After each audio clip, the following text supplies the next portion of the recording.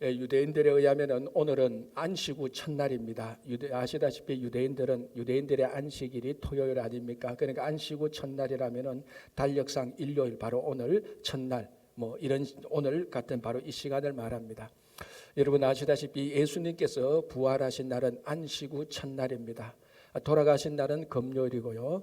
그래서 금, 토, 일 이렇게 되어 있는데 사람들이 3일째 부활했다라고 말을 하면은 금요일이 지나면 토, 일, 월, 그러면 월요일이 되어야 되지 않냐 이렇게 계산을 착각하고 있는데, 여기서 안식 후 첫날 그리고 3일째라는 것은 돌아가신 그날까지 합해서 3일이라는 겁니다. 금요일 날이 돌아가신 지 1일, 토요일이 2일, 일요일이 3일. 그래서 안식 후 첫날 3일째 부활했다는데, 많은 사람이 돌아가신 후 3일을 계산하니까 이게 일요일하고 월요일하고 안 맞는 겁니다. 이건 제가 상식으로 말하고요. 왜냐하면 오늘 우리 마가복음 16장 그리고 요한복음 20장 오늘 우리가 함께 살펴본 말씀은 안식 후 첫날, 달력상 일요일, 우리가 말하는 이 주일날에 일어났던 일을 한번 보려고 합니다. 무슨 주일날, 무슨 안식 후 첫날, 예수님께서 돌아가신 후 안식 후 첫날, 그날을 보려고 합니다. 그래서 마가복음을 통해서는 안식 후 첫날 아침에 일어났던 일, 그리고 요한복음 20장 19절 이하를 통하여서는 안식 후 첫날 저녁에 일어났던 일, 그래서 안식 후 첫날 아침과 저녁에 일어났던 일을 우리가 한번 보면서 예수님께서 부활하신 바로 그 첫날, 안식 후 첫날 아침과 저녁을 우리가 같이 한번 보려고 합니다. 자, 안식 후 첫날 아침에 일어났던 일을 먼저 보겠습니다. 마가복음 16장 1절에서 3절 제가 다시 한번 더 봉독합니다. 안식일이 지나며 막달라 마리아와 야고보의 어머니 마리아와 또 살로메가 가서 예수께 바르기 위하여 향품을 사다 두었다가, 자, 예수님의 무덤에 가기 전에 먼저 안식 후 딱 지나자마자 바로 바로 향품을 사놨습니다. 자, 그리고 2절에 안식 후 첫날, 바로 주일날 아침, 바로 이 정도 시간에 매우 일찍이 해돋을 때에 그 무덤으로 가며 서로 말하되 누가 우리를 위하여 무덤 문에서 돌을 굴려주리요 하더니 되어 있습니다. 자, 다시 한번 간단하게 설명하자면요, 세 여인이 안식 후 첫날에 예수님께서 돌아가신 지 3일째 되는 그 아침에 이제 그 무덤을 방문하기 위해서 미리 향품을 사다 놓았습니다. 자, 이 향품이라는 것은 어디에 쓰는가 하면은 사람의 시신이 죽고 나면은 이제 그때부터 사실은 부패하기 시작합니다. 그죠?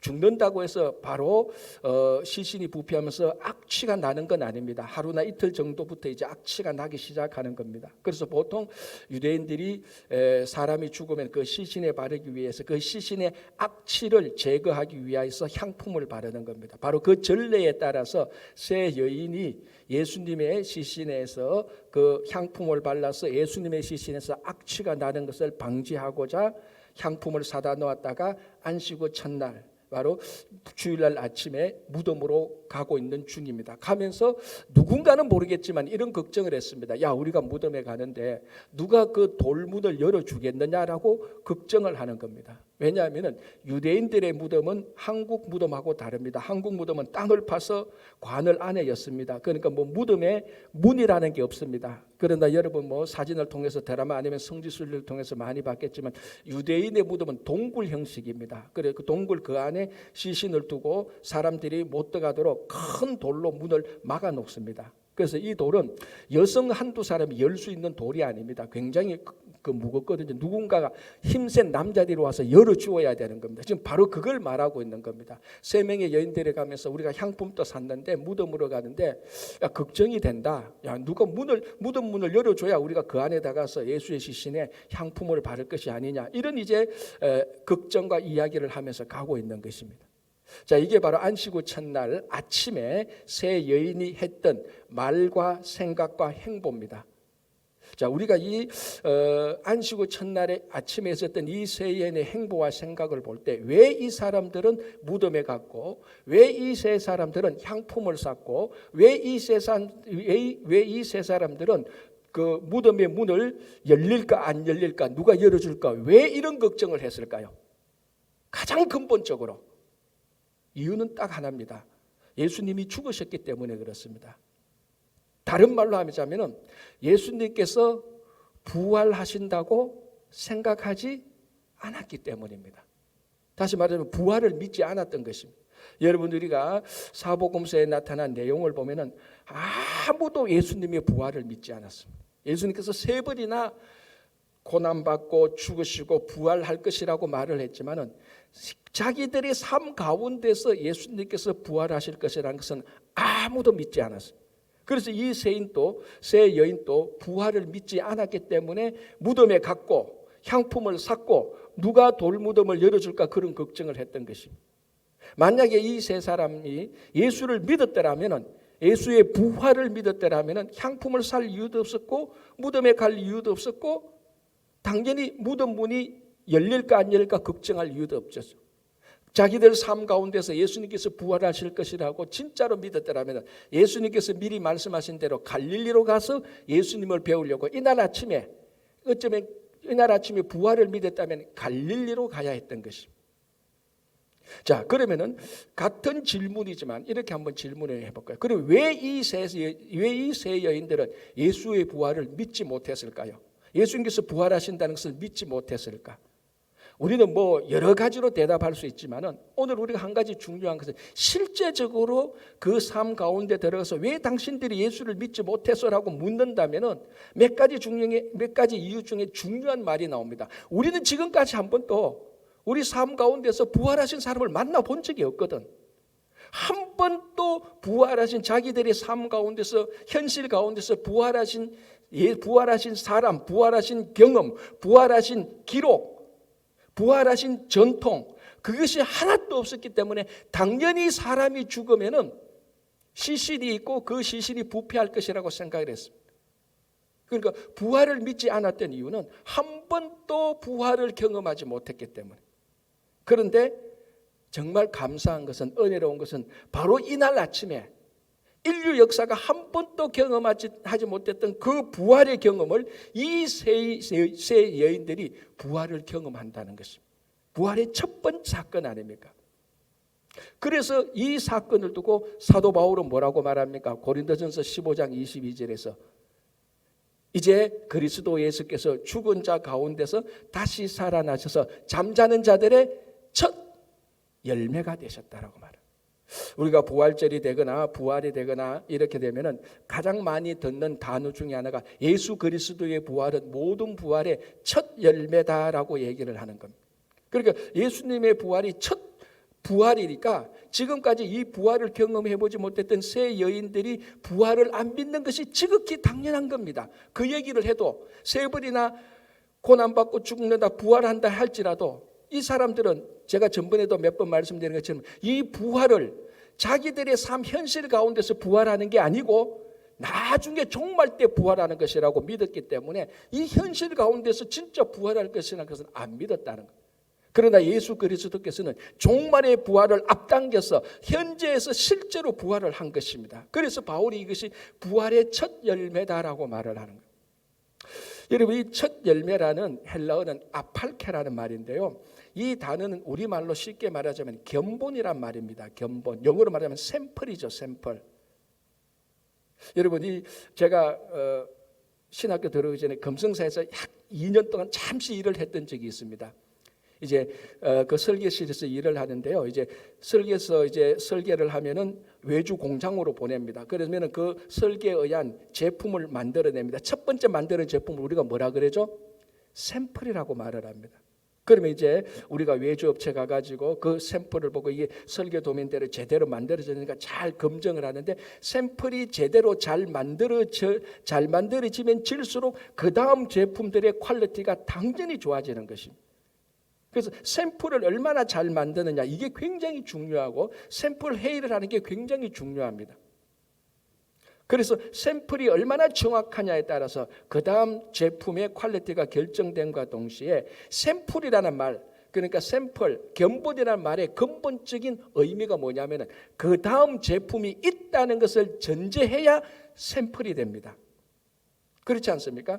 만약에 제품을 안 만들려고 하는데 샘플을 만들 이유는 없죠. 그리고 그 다음 제품을 만들기 위해서 샘플을 만듭니다. 그러니까 이게 첫 열매라는 겁니다.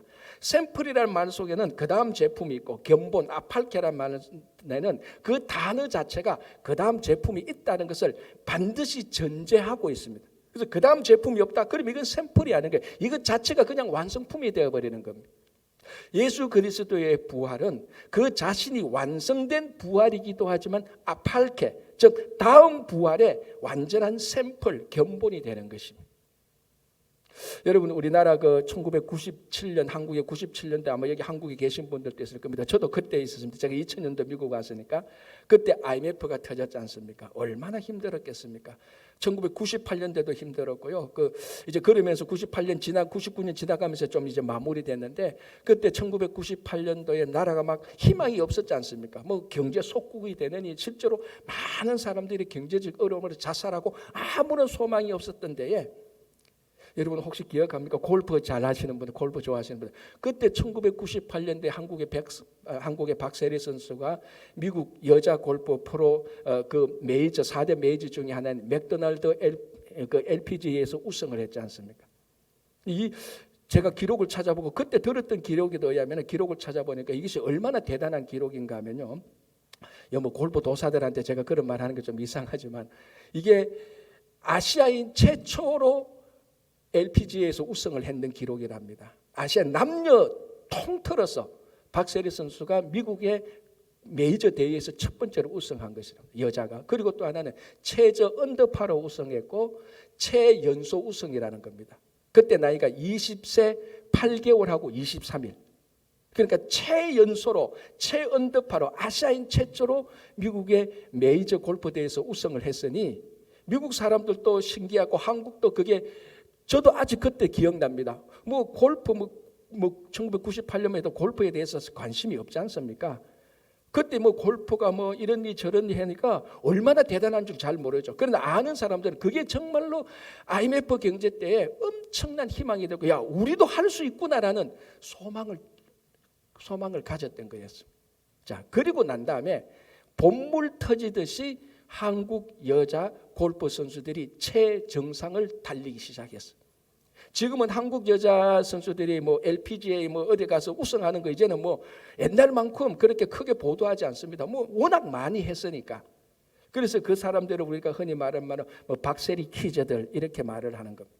자, 요게 바로 뭔가 하면은 박세리 선수가 했던 그 행동이 바로 아팔케입니다. 견본이죠. 그게 바로 첫 열매입니다. 요 견본이 잘 맺혀지니까 그 다음에 좋은 제품들이 나오는 거예요. 그 다음 선수들을 뭐 제품들을 말하는 것 좀 이상하지만 공장식으로 말하자면 첫 번째 샘플이 좋으니까 그 다음 좋은 제품이 나오는 겁니다. 박세리 선수가 좋은 여자 골프의 아팔케를 마련하니까 샘플을 마련하니까 그 다음에 좋은 여자 선수들이 계속해서 나타나는 겁니다. 자, 예수 그리스도의 첫 번째 부활은 완벽한 완전한 아팔케입니다. 완전한 부활의 아팔케, 부활의 견본입니다. 자, 견본이란 말은 제가 다시 말씀드리지만 그 다음 제품이 반드시 있다는 것을 말하는 겁니다. 그 다음 제품이 없으면 이건 견본이 아닙니다. 부활의 첫 열매라고 말할 때 그 다음 부활이 없으면은 이 예수 그리스도의 부활은 첫 열매가 아닙니다. 그냥 단순히 하나의 열매로 끝나는 겁니다. 바로 사도 바울이 예수 그리스도의 부활이 첫 열매고 그 다음 열매라고 말하는 것은 바로 우리가 그 다음 부활의 열매라는 것입니다. 그래서 예수 그리스도의 부활이 좋은 샘플이기 때문에 샘플이라는 것은 반드시 그 다음 제품이 있다는 것을 전제하기 때문에 그 다음 제품, 부활의 소망을 가지고 살아가는 사람이 누구냐? 바로 우리들이라는 것입니다. 그래서 우리가 부활의 예수 그리스도를 믿는 한 반드시 우리에게는 두 번째, 세 번째 제품이 나오듯이 우리가 그 부활을 경험한다고 하는 것입니다. 그래서 우리가 이 땅에 살면서 부활의 삶을 사는 겁니다. 자, 그런데 많은 사람들이 이 부활에 대해서 여전히 오해하고 착각하고 있는 것입니다. 뭐냐면 그럼 우리의 부활은 언제 이루어집니까? 라고 말합니다. 자, 어떤 사람이 부활하죠? 제가 늘 말씀드리지만 착한 사람이 부활합니까? 똑똑한 사람이 부활합니까? 좋은 일을 한 사람이 부활합니까? 부활한 사람은 죽은 사람이 부활합니다. 그죠? 죽지 않으면 부활하지 못하죠. 그래서 많은 사람들이 우리가 죽어야 부활한다는 이 생각 때문에 우리가 나중에 죽고 난 다음에 부활할 것이라는 그 소망과 그 믿음은 가지고 있습니다. 이스라엘 백성들이 마지막에 부활할 것이라는 것처럼 똑같은 맥락으로 그것이 잘못됐다는 게 아니라 우리의 부활은 우리가 죽고 난 다음에 당연히 우리는 부활할 것입니다. 미래의 부활이 우리들에게 확정되어 있습니다. 그러나 우리가 오늘 예수 그리스도의 부활이 첫 열매라고 말할 때 하나 중요하게 알아야 될 것은 예수 그리스도의 부활이 미래에 일어나는 것도 있지만은 오늘 이 마가복음의 복음서에는 바로 현실 속에서 일어났던 것입니다. 다시 말씀드리자면 세 여인이 예수 그리스도께서 자기들의 현실 속에서 부활이 일어난 것을 못 믿었다는 겁니다. 그래서 향품을 사가지고 무덤에 갔다는 겁니다. 예수님 부활하죠. 이제 나중에. 그러나 지금은 죽으셨으니까 지금 시신이 부패하니까 향품을 발라야 됩니다. 그렇게 갔던 것입니다. 왜? 우리 생각하고 많이 유사하죠. 언제 부활합니까? 우리가 죽고 난 다음에 부활하죠. 맞습니다. 죽고 난 다음에 부활하는 미래의 부활도 있지만 예수 그리스도의 부활이 첫 열매라고 말할 때는 오늘 우리가 살아가는 이 삶 속에서 우리가 부활의 삶을 삽니다. 아니 그럼 목사님 우리가 안 죽었는데 어떻게 부활을 경험합니까? 우리는요 예수 그리스도 안에서 십자가에서 예수 그리스도 안에서 우리는 이미 정과 욕심을 못 박아 죽은 사람들입니다. 왜 우리가 부활을 현실 속에서 부활을 경험하지 못하는가? 우리가 실제로 사고 나서 질병으로 죽지 않았기 때문이 아니고 우리가 여전히 십자가에서 우리가 죽어본 적이 없기 때문에 부활을 경험하지 못하는 겁니다. 부활은 죽어야 경험하는 겁니다. 현실 속에서 부활을 경험하는 것은 우리가 주님과 함께 십자가에서 우리의 정과 욕심을 못 박아 죽는 사람이 한해서 부활하는 것입니다. 그래서 여전히 이 부활절을 고난 주간이 지나가고 성금요일이 지나가고 부활절 주일이 지나가도 한 번도 우리들의 자존심과 욕심과 탐욕과 이기심을 십자가에 못 박아서 죽어보지 못했기 때문에 40년 50년을 교회 다녀도 부활의 경험을 현실 속에서 살지 못하는 겁니다. 부활 다 믿죠.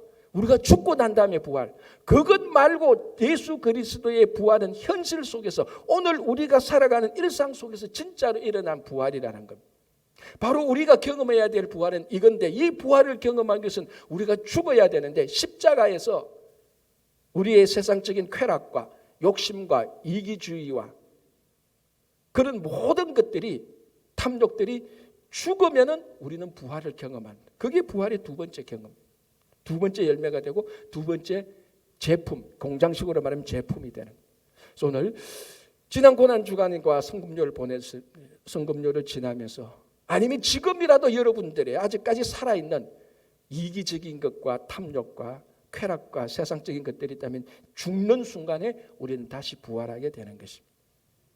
우리가 부활의 삶을 산다는 그런 한 가지 또 오해해서는 안 되는 것이죠. 그럼 우리가 이기심과 탐욕과 다 죽이고 쾌락을 다 죽이고 이제 오늘 부활했는데 이제 우리는 부활의 삶을 삽니다. 아멘. 그러면 내가 부활의 삶을 사는데 이제 앞으로 내게는 어떤 나쁜 일도 생기지 않고 어떤 갈등도 없고 어떤 재앙도 없고 어떤 질병도 없고 어떤 사고도 없이 온전한 부활의 삶을 살 것입니다라고 생각을 한다면 그것 또한 착각입니다. 우리가 부활의 삶을 살아도요 여전히 우리들에게는 일상적인 삶의 일이 그대로 일어납니다. 우리가 부활의 삶을 살아도 가정에서 여러분 일터에서 교회에서 여전히 인간관계로 갈등이 생기고 여전히 우리는 설파할 수도 있고 여전히 우리는 사고가 생길 수도 있고 부활의 삶을 살아도 여전히 우리는 병에 걸릴 수도 있습니다. 아니 그러면은 그 부활의 삶을 사는 것하고 일반적인 삶하고 무슨 차이가 있습니까? 라고 말할 수 있습니다. 물론 겉으로 보면 차이가 없습니다. 부활의 삶을 살아도 일상적인 삶, 세상 밖의 사람들하고 똑같은 일이 일어납니다. 그러나 부활의 삶 가운데에는 절대로 우리의 인생이 영원히 파괴되지 않습니다. 영원한 승리가 그 안에 담겨져 있는 것입니다. 우리가 질병을 당해도 우리가 사고를 당해도 우리가 배신을 당해도 우리가 모함을 당해도 우리가 배가 파선하는 가운데 있다 할지라도 부활의 삶을 사는 것은 그 모든 것들이 우리를 영원히 파괴하지 못합니다. 우리는 다시 살아나는 것입니다. 우리는 절망과 포기되는 것 같지만 그 안에 영원한 승리가 있는 것입니다. 그게 우리가 매일매일 부활의 삶을 사는 것입니다. 그래서 오늘 이 부활절 아침 안식 후 첫날에 여러분 정말 부활의 첫 열매 되신 예수 그리스도의 본을 따라서 오늘 이 순간부터 여러분의 삶 속에 정말 부활의 삶이 계속해서 지속되기를 간절히 바랍니다. 자, 또 하나 중요한 말씀을 오늘 마가복음 16장에서 보겠습니다. 5절이 이렇게 되어 있습니다. 무덤에 들어가서 흰옷을 입은 한 청년이 우편에 앉은 것을 보고 놀라매 청년이 이르되 놀라지 말라. 너희가 십자가에 못 박히신 나사렛 예수를 찾는구나. 그가 살아나셨고 여기 계시지 아니하리니 보라 그를 두었던 곳이니라. 자, 세 여인이 향품을 가지고 누가 무덤 문을 열어줄까 걱정하면서 무덤에 딱 도착했는데 이 무덤 문이 열려 있는 겁니다. 누가 열어놨나 하고 들어가 보니 흰옷 입은 청년, 그건 흰옷 입은 천사가 와서 말합니다. 너희들이 못 박히신 나사렛 예수를 찾는구나. 당연하죠. 예수를 찾았기 때문에 예수의 시신이 있는 그 무덤에 왔기 때문에. 그래서 말합니다. 그가 살아나셨고 여기 계시지 않다. 유명한 말이죠. 그래서 우리가 그 무덤에 들어갔는데 그 무덤에 예수님께서 살아계시고 거기 계시지 않는 이 무덤을 가리켜서 우리가 흔히 빈 무덤이라고 말을 합니다. 비어있는 무덤. 그래서 우리가 부활을 공부할 때 부활의 강력한 증거 가운데 하나가 빈 무덤입니다. 자, 그 무덤 안에 예수의 시신이 없지 않느냐? 왜 없냐? 부활했기 때문에 없지 않느냐? 그래서 이 빈 무덤은 초기 기독교 교인들이 초기 예수님을 따라가던 사람들이 예수님께서 부활하셨다는 가장 강력한 부활의 증거 가운데 하나가 비어있는 무덤입니다. 틀린 말이 아닙니다. 맞습니다.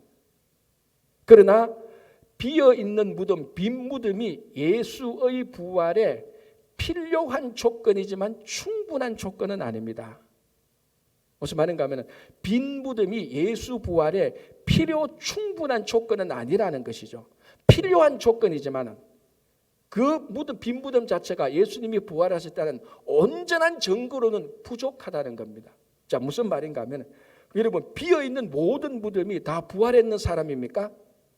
아니지 않습니까? 예를 들자면 극단적인 예를 들자면 한국에도 그 무덤 도굴꾼들이 많습니다.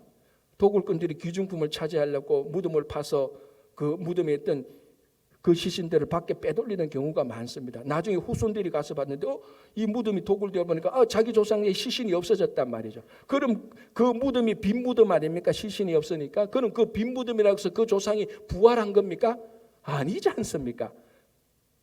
그러나 비어있는 무덤은 부활의 강력한 조건 중에 하나가 되지만 모든 비어있는 무덤이 비어있다고 해서 그 안에 모든 시신이 다 부활한 것은 아닙니다. 그러면 빈 무덤이 뭐가 중요합니까? 라고 말을 할 때는 이것이 정확합니다. 비어있는 무덤 안에 있는 시신들이 다 부활한 것은 아니지만 부활한 모든 자의 무덤은 다 비어 있습니다. 예수께서 부활하셨기 때문에 그 무덤이 비어 있는 것입니다. 그래서 빈 무덤은 부활의 조건이지 부활의 조건이 아니고 부활의 결과입니다. 부활하셨기 때문에 무덤이 비어 있는 겁니다. 이것이 가장 정확합니다. 그래서 이 빈 무덤을 우리는 정확한 용어로 말하자면은 부활의 무덤이라고 말을 해야 되는 겁니다. 모든 비어있는 무덤이 다 부활한 건 아니지만 부활한 모든 자의 무덤은 다 비어 있습니다. 예수 그리스도께서 완벽하게 온전하게 부활하셨기 때문에 그 무덤에는 시신이 없는 겁니다. 그래서 빈 무덤이 중요한 겁니다. 여러분, 그래서 그 무덤에 부활의 무덤에 시신이 없다는 것은 죽음이 없다는 것은 우리에게 아직까지 희망이 남아있다는 겁니다. 여러분 이런 말이 있지 않습니까? 생명이 있는 한 희망은 있다는 말이 있습니다. 예수 그리스도의 죽음이 없으니까 그 죽음이라는 것은 모든 생명체에 있어서 죽음이라는 것은 희망이 없어지고 절망밖에 남아있지 않다는 겁니다. 그러나 생명이 있다는 것은 부활했다는 것은 우리에게 아직까지 여전히 소망이 남아있다는 것입니다. 내 형편이 어떻든지 간에 그 무덤이 그것이 비록 무덤이라 할지라도 죽음을 가두는 무덤이라 할지라도 거기에 죽음이 없고 시신이 없다면 거기에는 부활의 소망이 있다는 증거가 되는 것입니다. 여러분 죽음의 집 이라는 작품이 있습니다. 이 도스토옙스키가 러시아의 대문호 도스토옙스키가 자기가 러시아에서 감옥 생활을 몇 년 좀 합니다. 업무에 국가 반역 업무에 이게 가담되어 가지고 한 4년 감옥 러시아 형무소에서 감옥 생활한 것을 체험으로 해서 쓴 작품이 죽음의 집인데요. 거기 보면은 이 작가가 도스토옙스키가 이런 기록이 하나 나옵니다. 그 자기하고 같이 갇혔던 러시아 그 감옥소에 정통 유대교 교인 하나가 들어옵니다. 그 감옥소가 춥고 어려운데 얼마나 이 사람이 정통적으로 지키려고 하냐면 그런 가운데서도 정말로 계속해서 율법 토라를 읽고 그 안에서도 절기를 찾아서 절기를 지키는 겁니다. 그래서 한 번은 옆에서 가만히 보니까 그날 또 이제 하루 종일 그 고된 노역을 하고 와서 그 감방에 와서 자기가 가지고 있는 조그만 율법책을 가지고 율법책을 계속해서 읽고 가슴을 막 칩니다. 머리를 쥐어대면서 가슴을 칩니다. 그러면서 또 율법을 읽을 때면 또 성경을 구약 성경을 읽을 때만 이번에는 막 희죽희죽 웃으면서 막 승리의 찬가를 막 부르는 거예요. 우리 식으로 보면 저거 완전 조울증 환자예요. 막 슬프고 통곡했다가 막 희죽희죽 웃고 기뻐 날 때니까. 그래서 옆에 있는 동료가 물었습니다. 이보게 자네가 왜 아까는 그렇게 슬피 울었나? 왜 머리를 쥐어대며 가슴을 쳤나? 왜 그렇게 울었지라고 말하니까 내가 지금 이 선지서를 읽는데 성경을 읽는데 이 예루살렘이 멸망했다는 그 본문을 읽으면서 내 가슴이 찢어지네라고 말하면서 예루살렘 멸망을 보면서 유대인의 정통 의식에 따라서 머리를 쥐어때리며 가슴을 치면서 통곡을 했던 겁니다. 아니 그러면 왜 그게 끝나고 난 이제 바로 그리 희죽희죽 웃으면서 또 승리의 찬가를 불렀나니까 바로 그 다음에 이스라엘 백성들이 바벨론 포로 갔다가 다시 돌아올 것이라는 그 예언을 보고 너무너무 기뻐서 웃고 승리의 찬가를 불렀다네라고 말을 했던 것입니다. 그러니까 한 번은 예루살렘이 멸망하니까 한번 통곡을 했다가 멸망했던 그 이스라엘 백성들이 바벨론 포로 갔다가 다시 돌아올 것, 회복될 것, 그 죽음에서 부활할 것이라는 걸 생각하니까 막 미쳐서 기뻐서 미칠 정도로 뛰었다는 겁니다. 뭘 말하는가 하면요, 그 기쁨의 소망, 회복의 소망, 부활의 소망은 그 이전에 사람이 가지고 있었던 모든 감정들을 몰아낼 수 있다는 겁니다. 다른 말로 하면 우리가 살아가는 이 부활의 삶 이것 하나가 그 이전에 있었던 모든 부정적인 것, 모든 염려됐던 것들, 모든 죽은 것들 단 한순간에 다 몰아낼 수 있다는 것입니다. 그게 부활의 능력이고 그게 부활의 소망이고 그게 부활의 기쁨입니다. 그게 부활의 삶이죠. 자, 여러분 오늘 이 예배실 안에 들어오기 전에 여러분의 감정은 어땠습니까? 여러분들의 마음은 어땠습니까? 여러 가지 재정적으로, 건강적으로, 가족관계로, 직장의 동료의 일로 염려하고 걱정하고 괜히 지난 주간에 동창회 갔다가 잘 되는 동창 보고 열등감에 푹 찌들었다가 여러 가지 죽음과 관련된 부정적인 감정으로 해결되지 못한 그런 억울함과 배심감과 그런 것들이 우리가 품고 오늘 이 예배실에 왔다면 오늘 이 부활절 아침에 부활의 주님을 만나면서 오늘부터 먼 미래가 아닌 오늘부터 이 부활을 살아감으로 말미암아 부활이 시작되는 이 순간으로 말미암아 부활 이전에 있었던 모든 것은 사실은 자동적으로 다 무효화되기 시작하는 것입니다. 우리의 감정도 그렇습니다. 이 부활의 감정 하나가 그 이전에 있었던 모든 억울함과 슬픔과 배심감과 우울함과 열등감이 사실은 다 몰아낼 수 있는 겁니다. 우리가 진짜로 오늘 이 부활을 살아간다면 그 부활의 소망과 그 부활의 기쁨은 한 사람을 완전히 변화시킬 만큼 강력한 기쁨과 소망이 되는 것입니다. 오늘 여러분들이 예배실에 들어올 때 예배를 부활하신 주님을 만나기 전까지는 온갖 세상의 잡다한 부정적인 감정과 경험으로 짓눌려 있다 할지라도 오늘 이 말씀을 통해서 만나신 예수 그리스도의 이 부활의 경험으로 말미암아서 그 모든 것들이 사라지고 부활의 기쁨과 소망과 확신으로 살아가시기 바랍니다. 자, 이게 이제 부활절 아침에 일어났던 일입니다. 자, 그러면 이제 우리가 요한복음을 보면서 그 동일한 날에 저녁 때에 무슨 일이 있었는가 한번 보겠습니다. 자, 요한복음 20장 19절로 제가 돌아가겠습니다. 이렇게 되었습니다. 19절에 이날 곧 안식 후 첫날 저녁 때에, 동일한 저녁 때에 제자들이 유대인들을 두려워하여 모인 곳에 문들을 닫았더니 예수께서 오사 가운데 서서 이르시되 너희에게 평강이 있을지어다라고 말합니다. 자, 이 제자들이 안식 후 첫날에 겁이 났습니다. 왜 겁이 났을까요? 당연한 것 아닙니까? 유대인들이 자기들의 스승인 예수도 잡아가지고 빌라도에 넘겨서 십자가에 처형시켜 버렸는데, 이제 그 다음 두 번째 스텝은 뭡니까? 예수를 잡아서 십자가에 처형했다면 당연히 그 제자들인 자기들도 잡으러 올 것이다. 분명히 그 유대인들이 또한 사내들인 공회를 통해서 자기들에게 무슨 일을 벌릴 것이다라는 그 두려움이 있는 겁니다. 그래서 자기들끼리 뭉쳐가지고 야, 우리가 개별 행동하지 말자, 우리가 같이 있자, 우리 말하면 죽어도 같이 죽고 살아도 같이 살자, 그런 의미가 있었던 거죠. 그래서 자기들이 함께 모여서 문을 딱 걸어 잠그고 두려움 속에 있었습니다. 자, 이 부활절 안식 후 첫날 저녁 때에 부활하신 예수님께서 그들 가운데 들어오셨습니다. 문을 걸어 잠궜지만 부활체 신비한 몸으로 그들 가운데 오셔서 말씀하십니다. 평강이 있을지어다. 지극히 당연한 예수님의 말씀 아닙니까? 지금 이 사람들은 염려와 걱정과 불안과 두려움으로 마음속에 평화가 없습니다. 옆으로 쥐 한 마리가 지나가도 깜짝깜짝 놀랍니다. 그때 부활의 주님께서 오셔서 평강이 있을지어다라고 말하면서 그들의 염려와 걱정과 불안을 드러내 주는 것입니다. 오늘 이 아침에 부활하신 주님이 마찬가지로 우리가 뭔가 걱정이 있어서, 뭔가 두려움이 있어서, 뭔가 불안해서, 사람 만나는 것이 겁이 나서,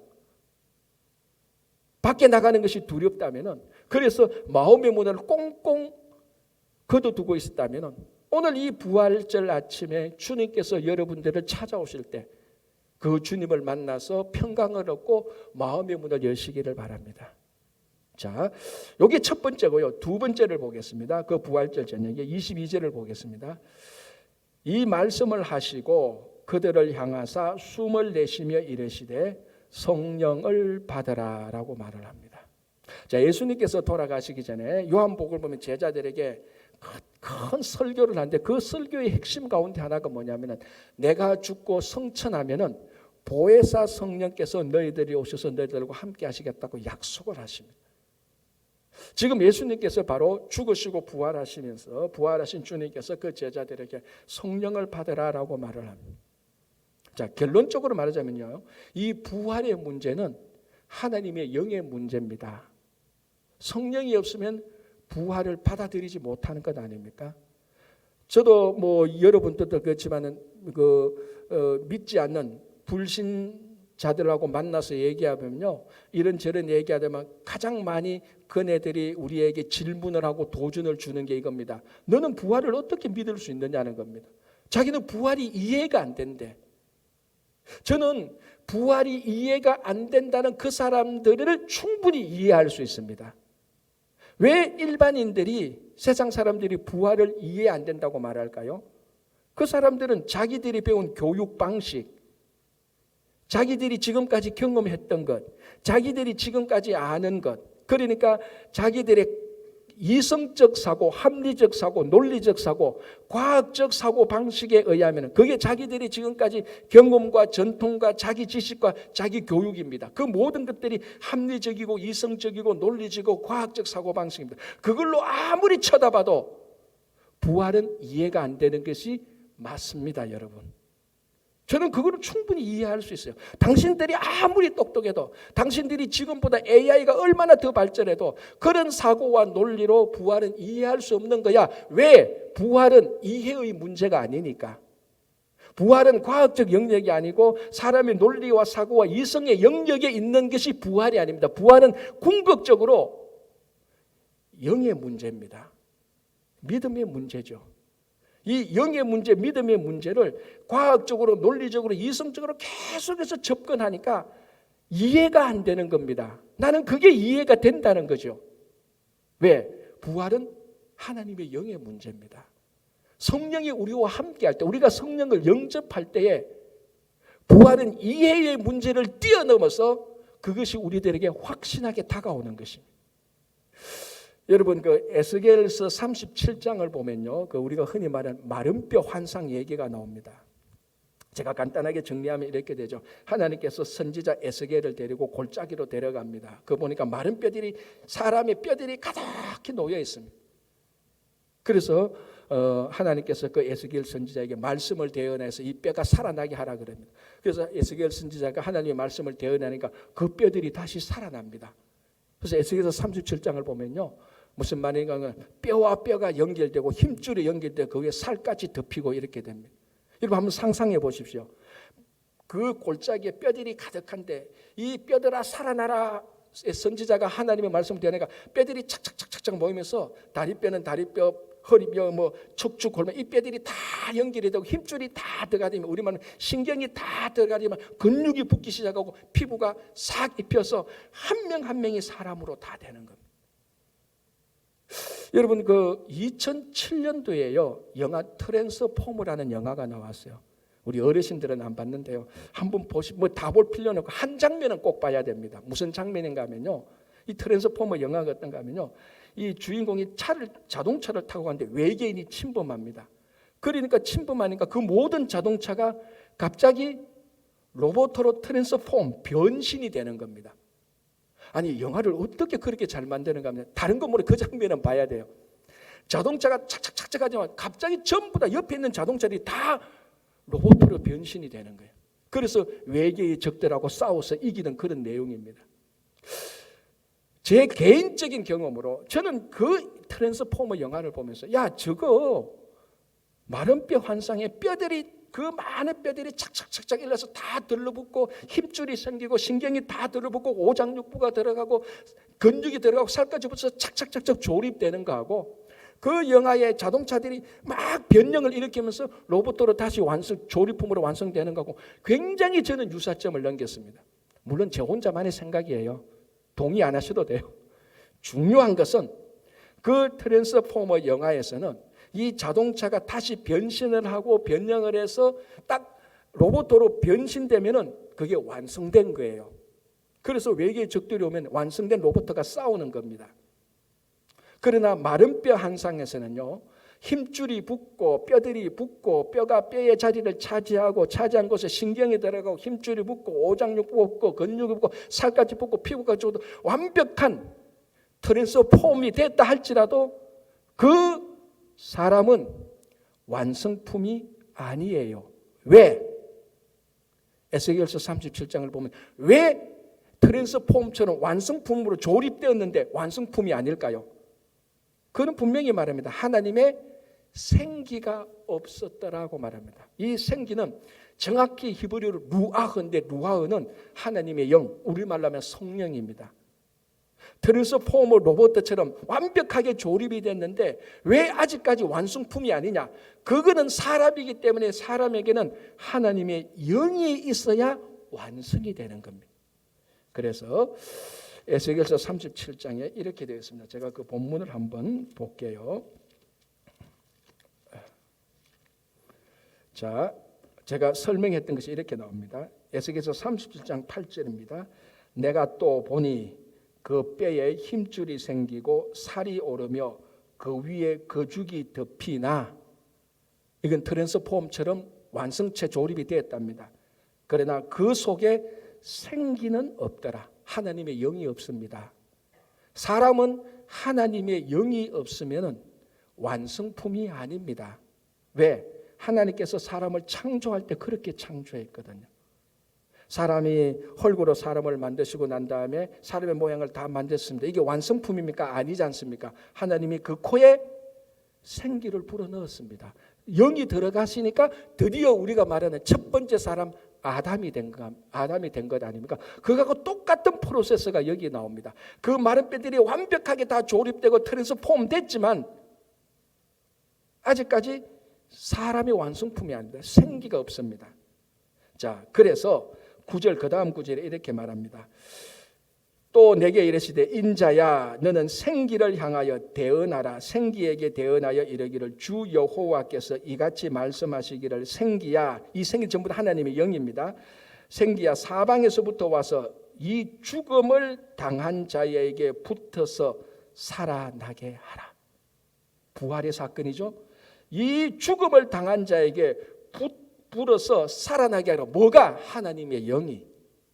11절 이에 내가 그 명령대로 대언하였더니 생기가 그들에게 들어가며 하나님의 영이 그들에게 들어가며 첫 번째 창조할 때가 똑같습니다. 흙으로 사람을 만드셨고 그 코에 생기를 하나님의 영을 불어넣으시는 그 과정이 똑같이 나타납니다. 생기가 그들에게 들어가며 그들이 곧 살아나서 일어나 서는데 극히 큰 군대니라. 이렇게 해서 완성이 됩니다. 이게 부활입니다, 여러분. 그래서 사람은 겉으로 완성됐다고 해서 완성품이 아닙니다. 이건 그냥 이케아에 가서 조립품 사가지고 와서 조립한 거 완성된 거하고 똑같습니다. 하나님의 영이 없이 살아가는 사람은 부활체가 아니고 그냥 물체가 움직이듯이, 가구가 움직이듯이, 로봇가 움직이듯이 그냥 하나님의 영이 없이 사람이 살아가는 것은 그냥 물체가 움직이는 것이지 부활된 사람으로서 살아가는 것이 아니라는 것. 그래서 예수님께서 오셔서 그들에게 말합니다. 성령을 받으라. 그래서 성령을 영접한 사람일 때 부활을 알게 되고 부활을 이해하게 되고 부활을 믿게 되는 것입니다. 그래서 세상 사람들이 난 부활이 이해가 안 돼. 난 이해 안 되는 것을 받아들일 수 없어라고 말을 합니다. 저는 그 말이 이해가 된다는 겁니다. 그렇지 당신은 이해할 수가 없어. 왜? 하나님의 영이 아니니까. 성령을 영접하지 않으니까 부활을 평생 동안 영원토록 받아들일 수 없는 것. 그래서 주님께서 그 부활의 이야기를 듣고도 새 여인으로부터 부활의 이야기를 듣고도 믿지 못하는 그 11명의 제자들이 자기들끼리 문을 걸어 잠그고 염려하고 두려워하는 그 사람들에게 들어가서 너희들이 부활을 믿으려면 성령을 받으라라고 말을 하는 것입니다. 여러분 우리 교회 다니는 사람들하고도 얘기를 해도요. 이 부활을 믿지 못하는 사람들이 있습니다. 목사님 다른 건 다 믿겠는데요. 부활은 좀 그렇잖아요. 어떻게 그게 가능해요? 라고 말합니다. 여전히 과학적, 사고적, 논리적으로 생각하니까 이해가 안 된다는 겁니다. 오늘 주님께서 말씀하십니다.